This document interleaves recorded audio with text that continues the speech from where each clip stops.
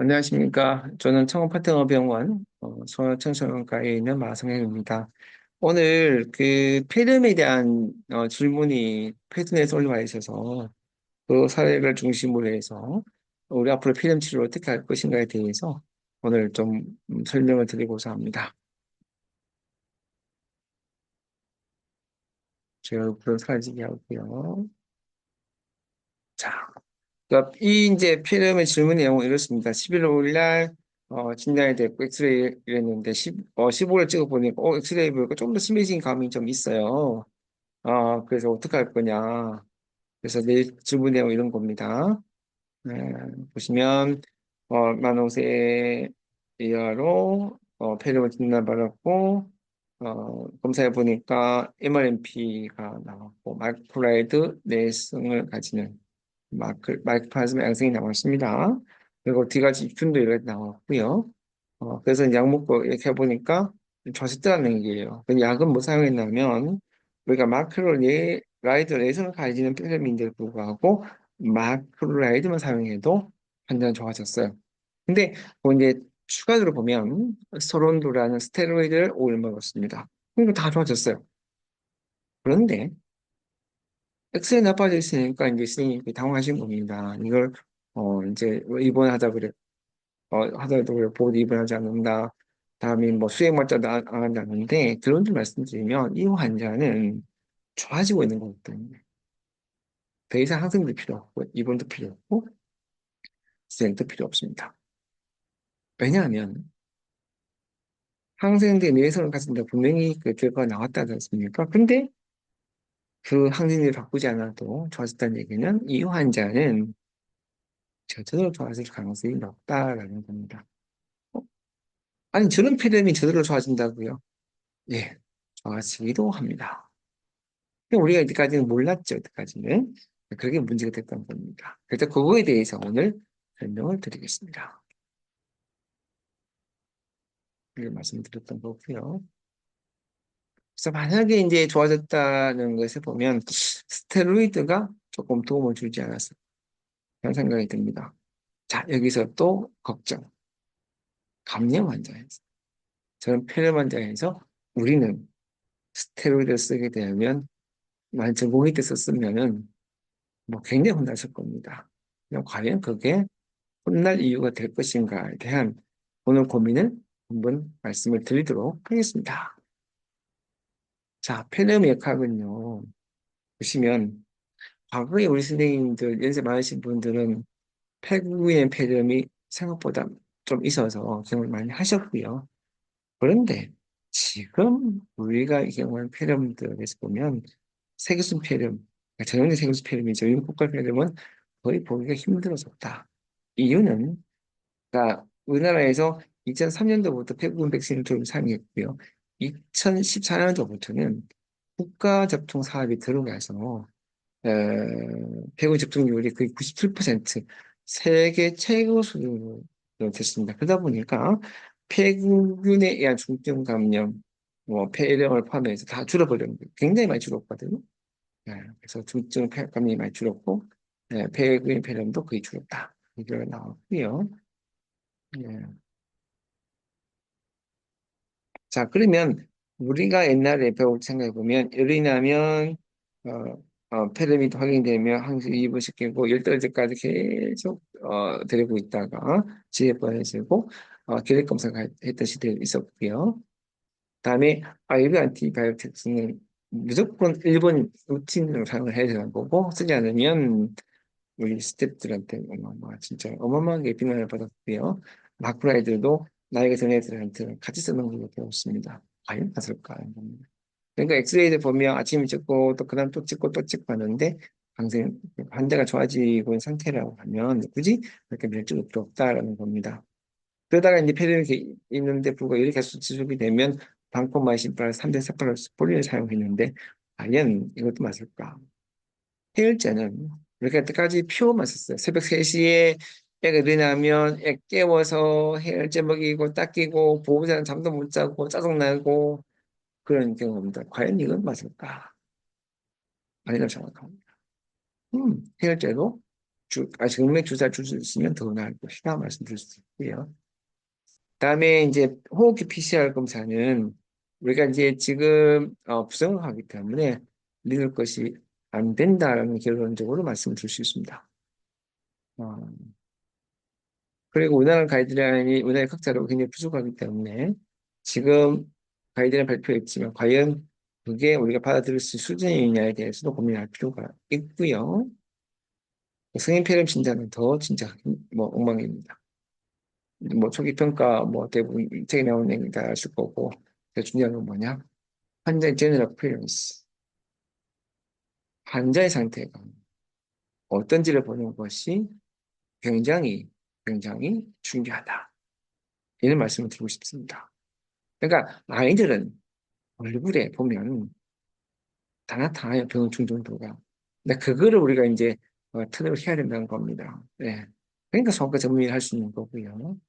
이렇게 열만 나는 기침 조금 하는 착한 환자가 있지만 이렇게 중증을 진행하는 산소가 필요하고 호흡곤란에 동반되는 이런 거기다가 급격히 진행되죠.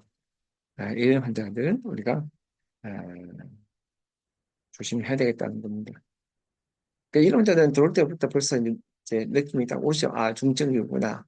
이걸 판단할 수 있어야 되고요. 그러니까 증상 하나만으로 폐렴을 진단할 수는 없고요. 그러니까 우리가 이제 뭐 임상 양상 다 아는 거기 때문에 정확히 적어놨지만 볼 건 없고 천명이 들어있는 경우에는 마이크로플라즈마나 바이러스 감염이라고 할 수가 있습니다. 그리고 엑스레이 그러니까 이제 뭐 스포음 들리고 이런 경우 있다고 하는데 요즘 마이크로필름은 로발 타입으로 오는 거기 때문에 청진돼도 잘 할 수가 없습니다. 다음에 영상 검사는 그러니까 심하지 않은 엑스레이도 찍을 필요 없다 하지만 우리나라 같은 경우에는 뭐 혈쪽을 안 찍어놓으면 요거는 뭐 그냥 찍어야 되는 거고요.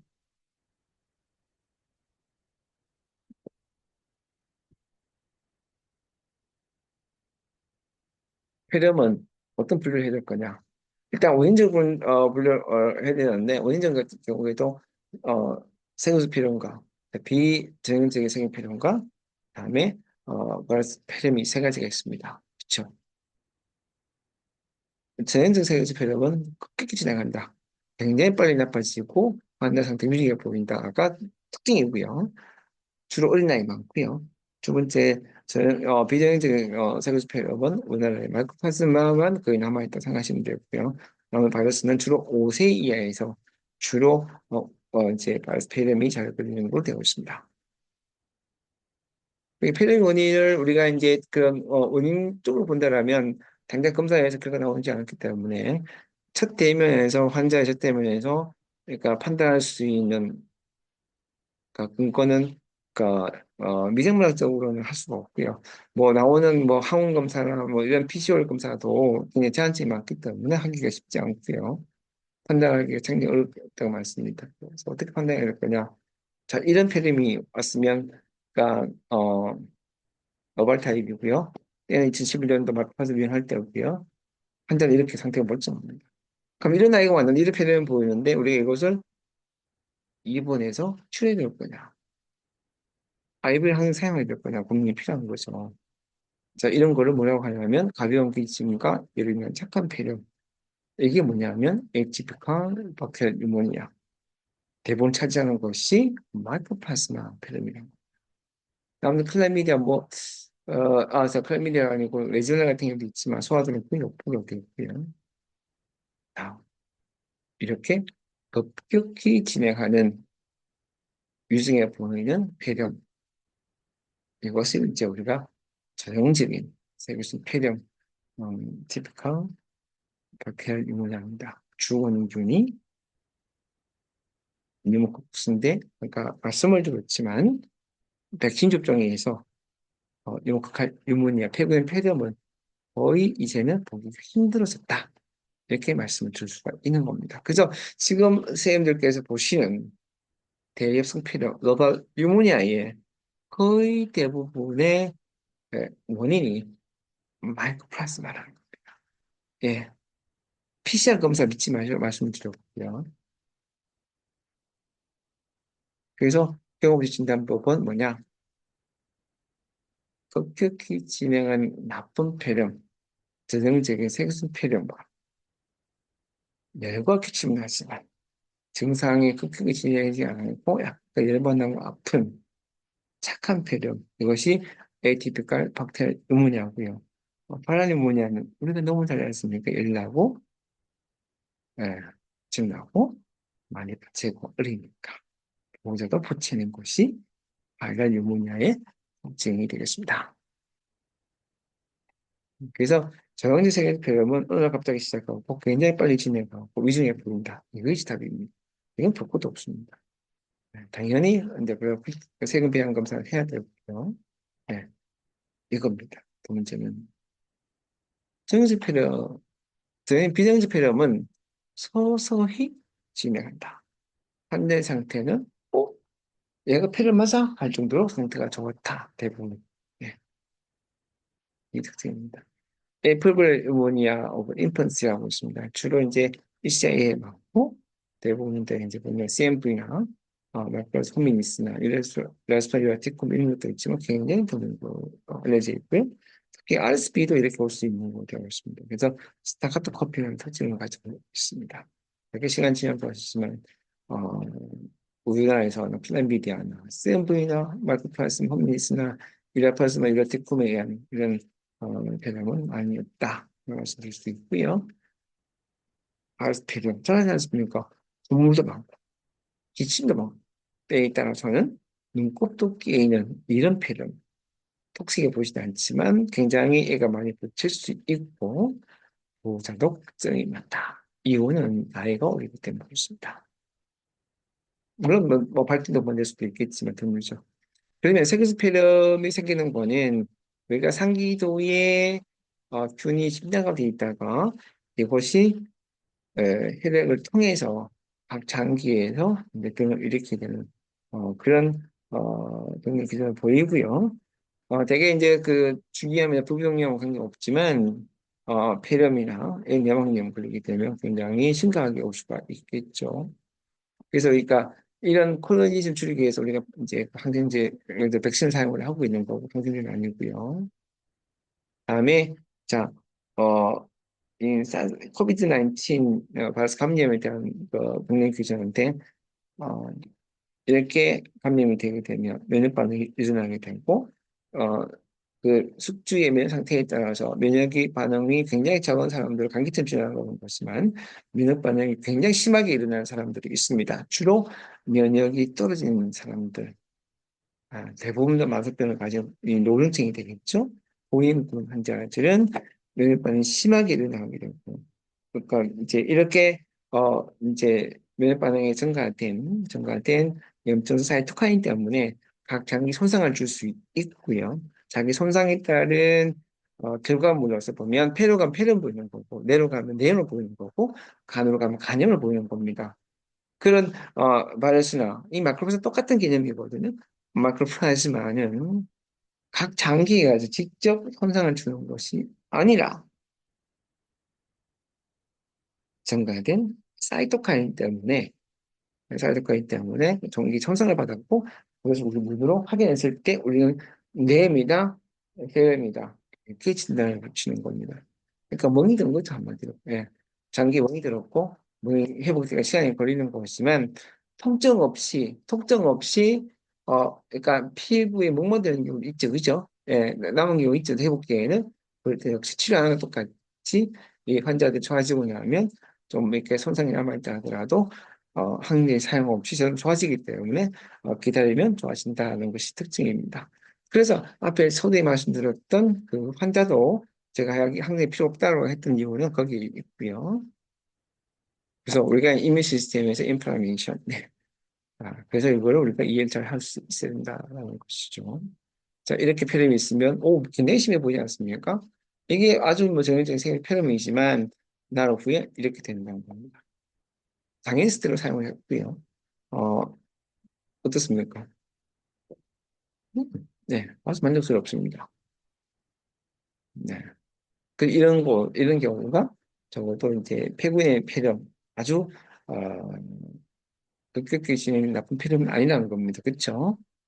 네. 그래서 그러면 우리가 이제 AV를 항생 사용한 이유를 이제 알 수가 없는 거죠. 그래서 저는 10년 전부터 폐렴 환자에서는 입원했을 때 항생제를 사용하지 않는 거로 원칙을 삼고 지금까지 하고 있습니다.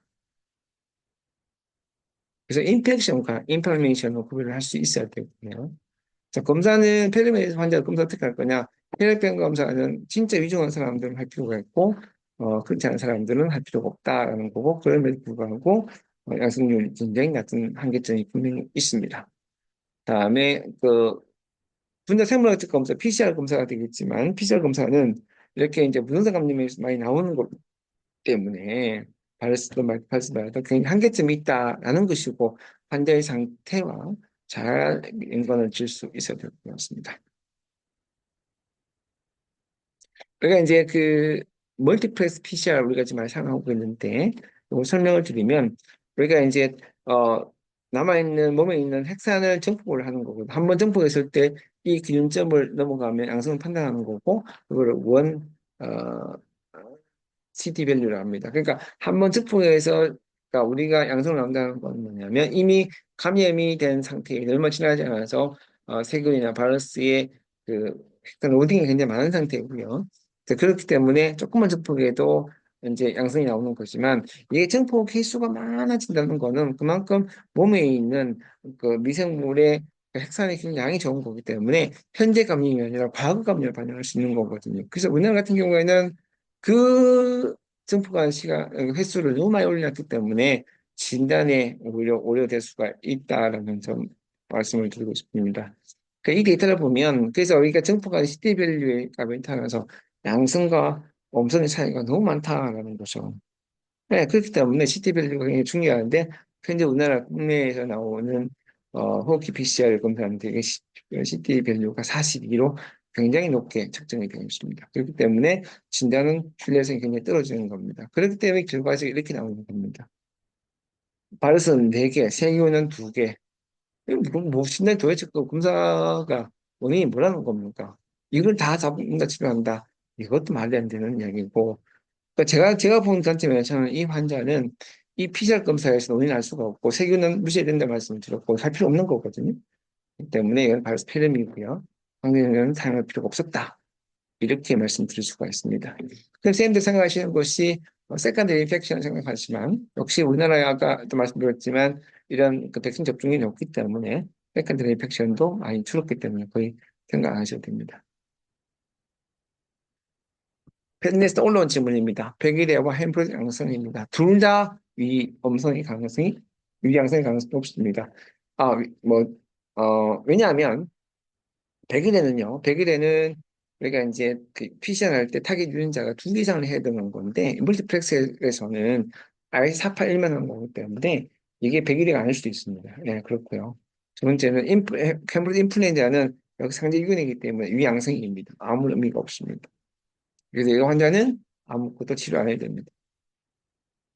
다음에 아큐스페क्터 리액턴트 CRP나 프로카스틴 도움이 될 거나 도움이 되지 않습니다. 그래서 그러니까 CRP 레벨보다 더 중요한 건 그도 말씀을 드렸지만 환자의 진행 상태가 굉장히 중요하다 말씀드릴 수 있고요.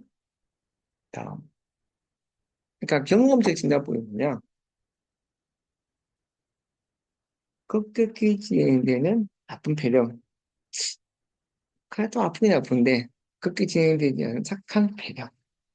그리고 급격히 진행하지 않으나 얘는 굉장히 많이 보채고 무호자도 보채는 아스피린 이 세 가지 나올 수 있다.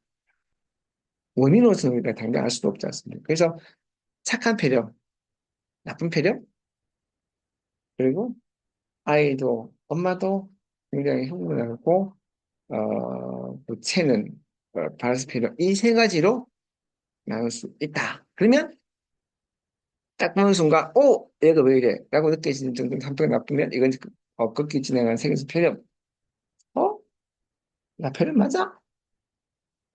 내가 그렇게 아프지 않은데 이것이 소수에 진행하는 착한 폐렴, 에이티피컬 박테리얼 뉴모니아, 비전형적인 세균성 폐렴이 되겠습니다. 성인수 폐렴 진단, 엑스레이가 기본이고 CT는 특수한 경우만 찍는 거 되어 있지만 우리나라는 너무 함부로 찍고 있고요. 그다음에 체스 피해가 그전에는 뭐 굉장히 중요한 걸로 되어 있지만 최근에 보니까 이게 좀 빠지는 구멍이 좀 있더라라고 이야기를 하고 있고 CT도 좀 이제 비용과 이용 가능성이 문제이기 때문에 권장하지 않고 프로카시토닌 검사도 IDS에서는 저기 뭐야 권장하지 않습니다. 이전에 MRSA 또는 미스마스가 분리된 적이 있거나 최근 입원 및 항생제 치료받는 환자에서는 미생물적 검사를 통해서 하는 치료를 적용해야 되기 때문에 이런 경우는 1차 의견에서 보는 경우가 굉장히 드물기 때문에 조금 무시해야 되지 않겠냐 생각이 들고요. 레지네라 A를 그렇기 때문에 하고 인플루엔자와 사스코비드 추 감염은 100일만 넘게 침략한 거기 때문에 또 엑센 증상이기 때문에 보면 알 수 있는 거라서 그러니까 뭐 많게는 했던 거기 때문에 좀 다르게 볼 수가 있죠. 자, 블라테스터는 진짜 중환 환자만 사용하고 있고요. 플럭스 오시메이터는 그렇게 정확하지 않습니다. 그러니까 대개 보면 그렇게 진행하는 이런 폐렴 환자들한테서는 뭐 그러니까 플럭스 오시메이터 사용 유용성이 있겠지만 바이러리 검사도 그러니까 이제 그 굉장히 비정확한 검사다. 그래서 부정확한 검사를 한 이유가 뭐냐면 그만큼 폐렴에서는 미생물학적 원인 규명하기가 쉽지 않기 때문에 이야기가 나왔던 거고요. 그래서 중요한 거는 이거죠. 제너럴 피러스, 발전 사인, 폴레이션 세 가지를 보고 우리가 환자를 판단할 수 있어야 되겠다. 뭐예요? 전형적인 세균 필요인가? 비전형적인 세균 필요인가? 바이러스 필요 세 가지 원이 들어갈 것이냐? 그죠? 네, 딱 보면 알 수 있죠, 그죠? 네, 네, 이겁니다. 그래서 이런 편이 왔는데 바이러스는 아니죠. 아니 이렇다. 뭐부터 선택하시겠습니까? 네. 그래서 알비를 항생제 사용하시겠습니까? 아니죠. 마크로스페렴이었습니다. 에티피컬 뉴모니아에서 마크로페렴 보시겠습니다. 마크로페렴은 대개 보면 3세, 5세에 가장 많고요.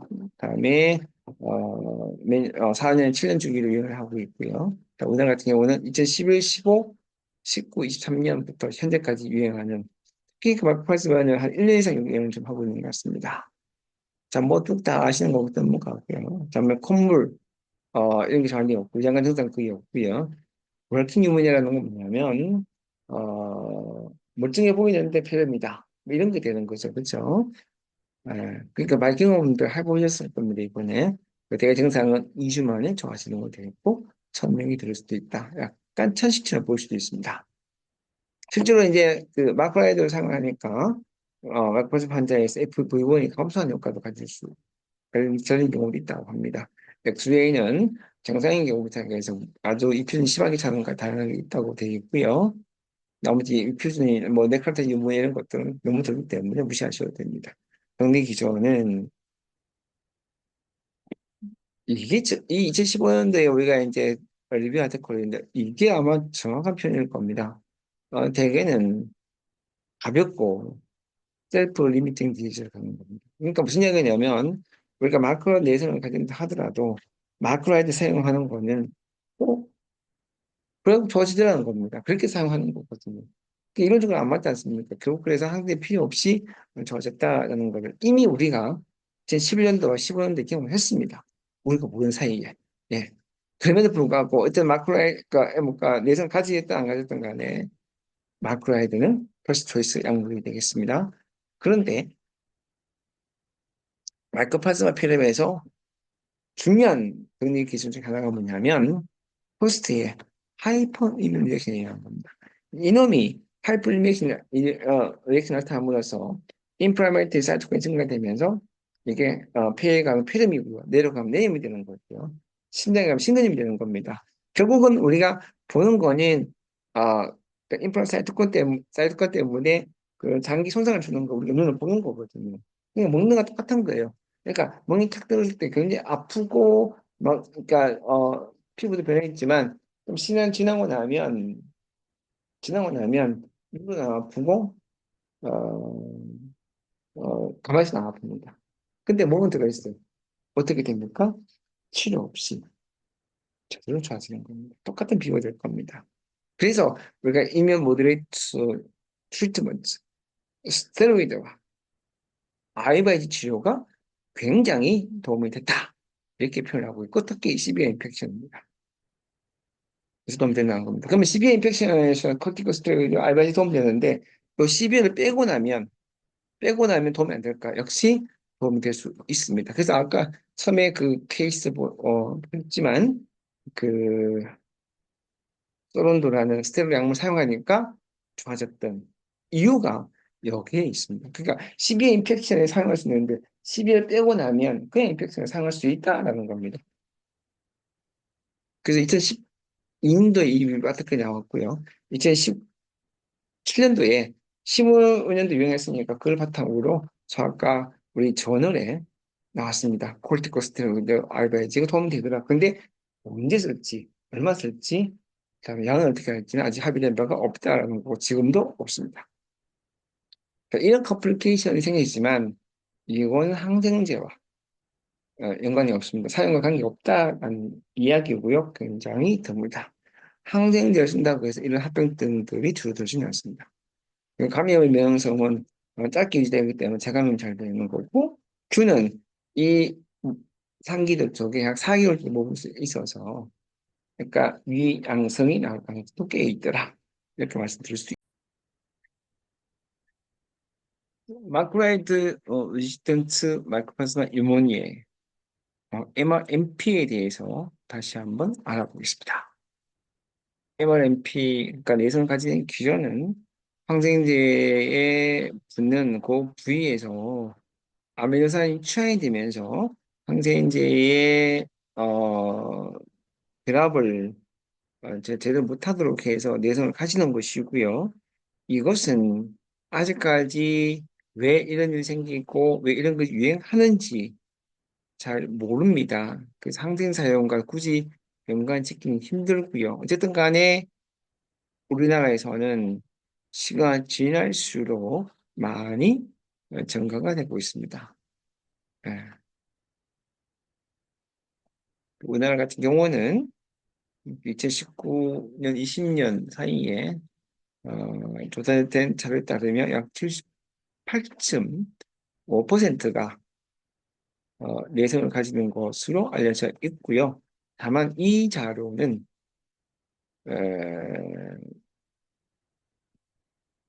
3차 의견 자료이기 때문에 1, 2차 의견이 틀릴지는 좀 두고 볼 일이 되겠습니다. 그래서 2011년도인가 15년도에 마이크로플라즈마 필름을 비교해 보면 MRMP가 많이 늘어났다. MRMP 경우 열이 좀 오래 더 낮지만 합병증이 다 동반되거나 많이 동반되는 것이 아니다. 일부는 MRMP 환자임에도 마크로라이드, 플러스, 베타, 락탐드락만 사용을 해도 호전이 되더라는 겁니다. 그 이야기는 MRMP 환자가 항생제의 도움 없이 저절로 좋아졌다라는 것을 우리 이야기하고 있는 겁니다. 그리고 이후에 시간이 지날수록 MRMP 환자에서 스테로이드 사용이 많아졌고 사용 후 호전이 되었다라는 겁니다. 자, 그래서 이 MRMP 환자에서 그 병리 기능 중에서 가장 중요한 것은 인플라메이션이다. 그래서 인플라메이션을 줄이기 위해서 스테로이드를 사용해 보니 많이 좋아지더라는 겁니다. 그래서 이제 다시 2010년, 15년 사이에 6개 병원에서 그 MRMP와 MSMP 환자들 엑스레이를 비교해 보니까 차이가 없더라고요. 네.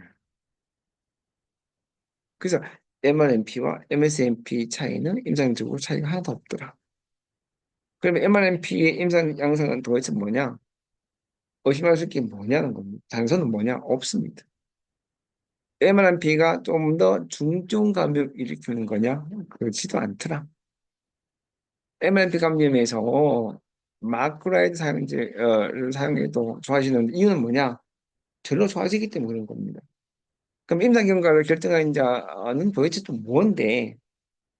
단정적으로 이야기할 수 있는 확실한 것은 없다는 겁니다. 그러면 우리가 이제 이런 아주 치명적으로 합병증을 일으키는 거나 사망하는 케이스들은 어, 항생제 내성과는 관계없더라는 겁니다. 그래서 mRNP 감염은 열이 더 오래 가고 입원 기간도 길고 열나기 때문에 항생제 사용도 다양하게 되고 많아지게 길게 사용하게 되고 그리고 여기는 증상이 좀 심하게 나오는 걸로 표현을 했지만 일부의 그 리뷰 아티클도 그렇거든요. 중국에서만 이렇게 논문이 나왔지 다른 나라는 그렇지 않습니다. 마이클 탄슨 폐렴 환자에서 LDH 증가는 문제가 될 것이다 라고 되어 있습니다. 그래서 MRNP와 MSNP는 사실은 임상적으로 차이가 없다는 것이 그러니까 2020년에 발표가 됐고요. 이건 일본의 자료가 되겠습니다. 마이코플라즈마 폐렴의 진단은 우리가 이제 배양과 항체 검사와 PCR 검사가 있습니다만 PCR 검사는 이미 제가 문제가 많다고 말씀을 드렸고요. 항체 검사는요. 일단 그 무증상 감염에서도 굉장히 양성률이 높기 때문에 항체 검사 한 번 하는 거는 문제가 있는 것이고요. PCR 검사도 마찬가지입니다. 그래서 그러니까 임상 판단이 굉장히 중요하다. 그러니까 중요한데 이런 엑스레이를 보고 그걸 낼 필요는 없다라는 말씀을 드리고 싶은 것이고요. 항체 검사는 한 번 검사했을 때 타이터가 140 이상이거나 내외로 그러니까 증가되는 걸 확인하거나 음성에서 양성으로 양전되는 걸 확인하게 되면 확실하게 진단을 할 수 있다라는 겁니다. 그런데 대부분 다 보면 빨리 좋아지기 때문에 굳이 어, 두 번째 검사를 하는 것이 쉽지 않아서 진단을 제대로 못하고 넘어가는 경우가 많다. 적어도 어, 그 검사를 제공하는 회사의 기준으로 양성을 잡게 되면 굉장히 혼란스럽다 이런 말씀을 드리고 싶습니다. 그러면 mRNP 항생제에서 테트라사이클린과 히놀론 사용을 해야 하나요? 라는 질문에 저는 개인적으로 할 필요가 없지 않겠느냐라는 조심스러운 말씀을 드리고 싶습니다. 이유는요, 제가 말씀을 드리겠습니다. 어, 그래서 도키사이클린, 미노사이클린 사용하고 있는데 그 도키사이클린보다는 미노사이클린이 더 효과적입니다. 80 미만에서는 여전히 사용을 못하도록 공부를 하고 있고 히놀론 제제도 역시 소화에 사용했다가 금기를 하고 있습니다. 그래서 그럼 굳이 이제 그 톡스프로다과 네오프로삭신을 사용하신다라면 저는 톡스프로다신을 보내드립니다. 이유는 톡스프로다신은 이미 어, 일본에서 2010년도에 허가된 바가 있기 때문에 그렇습니다. 그래서 이제 이 가이드의 문제가 뭐냐면 우리나라의 mRNP 감염의 정도가 어느 정도인지 가늠한 역학조사가 없습니다. 멀티센터로 하는 거는 3차 기관뿐만 아니라 1, 2차 기관 다 포함하는 연구가 필요한 거고요. 그리고 스테로이드 이야기가 많이 나왔습니다. 그러니까 조기에 약간 폐렴의 중등도를 감안하지 않고 가벼운 경우에라도 스테로이드를 사용하는 그룹과 그렇지 않은 그룹 그다음에 mRNP와 MSNP 나눠서 스타디를 좀 해볼 필요가 있다고 생각합니다. 그런 자료가 거의 없거든요. mRNP가 도대체 어떤 것인지를 제대로 알고 항생제를 처방하는 게 중요하겠고요. 어, MSNP 감염 후에 열이 올라가게 되면 당연히 MRNP를 생각할 수 있지만 MSNP도 있을 수 있거든요. 그때 역시 인플라메이션 때문에 생기는 거기 때문에 이면 모델 트리트먼트 스테로이드와 아이바이즈가 필요할 수도 있다는 거고요. 이렇게 나이에 맞지 않게 약을 사용하도록 해놓은 상태에서 약을 복용 후에 문제가 생기면 국가가 책임질 거냐라는 또 질문을 드리고 싶습니다. 자, 가이드라인 보시겠습니다. 제가 여태 본 가이드라인 중에서는 이 가이드라인이 가장 좋지 않을까 생각합니다. 일본입니다. 2016년도에 발표가 됐고요. 일본에서는 항체 검사로는 좀 힘드니까 진단이 램프 PCR이라는 검사 방법을 이용해서 이제 검사를 해봐라. 램프 PCR은 등원 PCR이기 때문에 사실은 가온 PCR보다는 우리가 활용하는 것이 가온 PCR이지 않습니까? 보다는 조금 정확성 떨어집니다. 해서 나오게 되면 퍼스트 초이스로 저는 마크로를 사용을 해라. 근데 이 삶을 사용하고 늘 떨어지지 않으면은 MRMP를 생각해야 되겠다. 그러면 MRMP 사용했을 때 사용할 수 있는 항생제는 톡스프로사신과 테트라사이클린을 기준으로 하고 있고요. 테트라사이클린은 8세 이상에서 사용할 수 있고 톡스프로사신은 애들도 사용할 수 있다라고 되어 있습니다. 그래서 일본은 톡스프로사신을 이미 이제 허가를 내놨기 때문에 다른 키놀론 이야기를 하지 않았습니다. 아, 그리고 6번이 보면 재미있습니다. severe pneumonia, systemic corticosteroid therapy must be considered 되어 있습니다. maybe가 아닙니다. 반드시 사용해라. 그러면 여기서 이 severe를 빼면 어떻게 될 거냐? 네. 역시 이것도 가능하다는 겁니다. 그러면 언제 어떻게 쓸 거냐 없지만 그러니까 인플라메이션 초기에 이런 것도 사용에 효과가 있는 것이고요. 용량은 매치 프레디솔론을 kg당 10에서 30mg 정도 사용하는 걸 일본은 권장을 했고요. 개인적으로는 이니셜리 한 5에서 10mg 정도 사용하는 것은 나쁘지 않고 맥시멈 도수 500mg까지도 괜찮을 거라고 저는 생각을 합니다. 그래서 이제 테트라사이클린은 8세 이하에서 문제가 될 수 있다고 되어 있고요.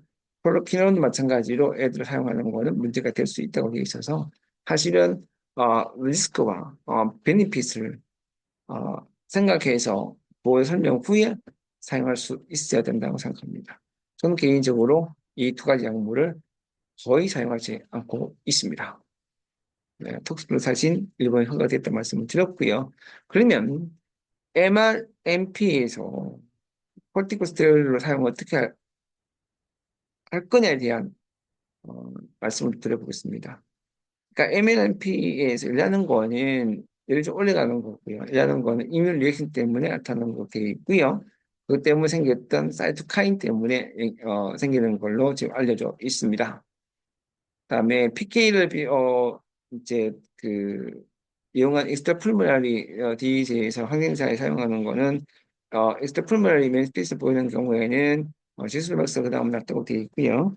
다음에 그 센스 인펙션에서는 어, 목시프로사신, 의료프로삭신, 면사클린 등이 효과적이라고 되어 있습니다. 자, 그래서 자 언제 얼마 동안 사용할 거냐에 대한 것은 분명히 없지만 분명히 말씀드릴 수 있는 것은 병 초기에 용량을 좀 올려서 굵고 짧게 쓰는 것이 원칙이다 이렇게 말씀을 드릴 수가 있습니다. 그리고 일본 가이드라인에서 시리어스 유모니아가 나오는데 이 시리어스 빼고 나면 어, 어떨 거냐? 그래서 저는 그 마크파스 유모니아 생각이 되면 초기에 뭐 이렇게 이제 셀로 세라피 하는 것도 나쁘지 않을 것이다. 뭐 말씀드릴 수 있고요. 저는 그렇게 치료하고 있습니다.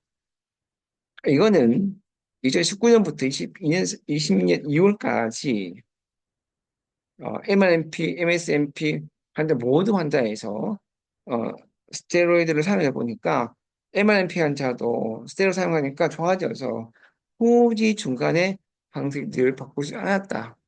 즉 다시 말씀드리면 MRMP, MSMP 공이 inflammatory change에서 오는 거기 때문에 이거를 잘 조절해 주게 되면 치료 결과가 굉장히 좋다. 이렇게 논문의 결론을 짓고 있고요. 그래서 역시 이것도 2019년에 나온 논문입니다만은, 그러니까 조기에 corticosteroid 사용하는 거는 그러니까 모빌리티를 줄이고 그러니까 질병의 진행을 예방할 수 있겠더라 이런 논문을 또 발표했습니다. 그러니까 도세지를 어떻게 쓸 거냐라고 봤을 때 뭐 기장 10mg 이런 거 여러 가지 사용을 하고 있는데 하이도즈를 우리가 사용해 봤습니다. 메티피디를 사용해 보니까 별 부작용 없이 잘 사용할 수 있더라. 뭐 이런 논문도 발표된 게 있고요. 그래서 이제 우리가 생각해야 될 건 뭐냐면 항체 내성과 병리 기여제는 별개의 문제입니다. 어, MRMP에서 열이 올라간다고 해서 무서울 건 없고요. 이거는 결국은 염증 사이토카인 생성과 관계 있는 것이기 때문에 그렇고요. 여러 말씀을 드렸지만 혈과 기침 환자에서 폐렴 확인됐을 때 조기 스테로이드 사용은 과연 문제가 될 거냐? 저 개인적 경험은 그렇지 않다 생각합니다.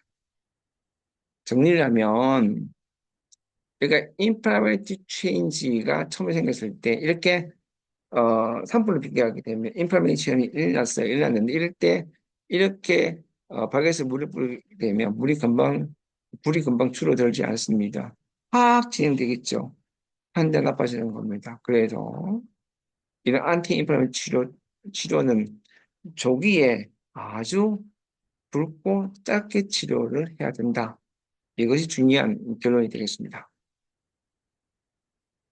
그래서 정리를 다시 쭉 해보면 정상적인 면역을 가진 소아청소년에서는 전형적인 세균 폐렴은 거의 없다라고 말씀을 드릴 수 있고요. 호흡기 검체를 이용한 PCR 검사의 결과는 해석에 주의를 해야 한다. 다시 한번 강조드리고 싶고요. 혈액 검사, 영상 검사 등으로 원인을 규명하는 것이 거의 불가능하더라. 네, 임상적 판단이 굉장히 중요하다. 그래서 항생제 내성 마이크로파사마가 오랫동안 출현했고 증가되어 있지만 우리에게 미치는 영향은 크지 않다. 폐렴 환자에서 CT 검사는 기본이 아니기 때문에 굳이 검사할 필요 없다. 전반적으로 대한민국 소아청소년의 폐렴은 예후가 좋은 편이기 때문에 역시 많은 걱정을 할 필요가 없다라는 말씀으로 오늘 강의를 마치도록 하겠습니다. 지금까지 강의 들어주신 모든 선생님들께 감사의 말씀을 드리면서 제 강의는 여기까지 하고 마치겠습니다. 긴 시간 동안 강의 들어주셔서 대단히 감사드리고요. 추가 질문 있으시거나 그다음에 이제 이런 그 코멘트를 하실 분이 있으면 알려주시면 대단히 감사하겠습니다. 강의는 여기까지입니다. 고맙습니다.